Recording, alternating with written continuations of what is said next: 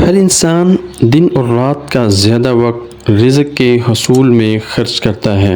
اللہ تعالیٰ نے انسان کو جو صلاحیتیں دی ہیں یا طاقتیں دی ہیں، ان صلاحیتوں اور طاقتوں کو حصول رزق حلال کے لیے ضرور استعمال کرنا چاہیے۔ اس کے ساتھ ساتھ اگر ہم یہ ذکر کثرت سے پڑھیں تو ہمیں برکت والا بہت زیادہ رزق آسانی سے مل جائے گا۔ وہ ذکر یہ ہے کہ سبحان اللہ و بحمدہ، اللہ اپنی حمد کے ساتھ پاک ہے، کہ اس ذکر کو ہم سوائے چند لمحات کے کسی وقت بھی پڑھ سکتے ہیں۔ ایک صحیح روایت میں آتا ہے کہ حضرت نوح علیہ السلام نے اپنے بیٹے کو وصیت کرتے ہوئے کہا تھا کہ اے میرے بیٹے، سبحان اللہ و بحمدہ پڑھتے رہنا، اس کی برکت سے اللہ تعالیٰ اپنی مخلوق کو رزق عطا فرماتا ہے۔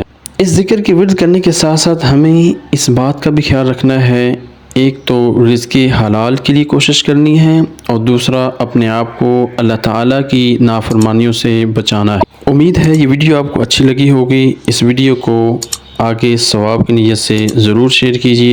اللہ تعالیٰ ہم سب کے دامن کو رزق سے بھر دے۔ السلام علیکم ورحمۃ اللہ وبرکاتہ۔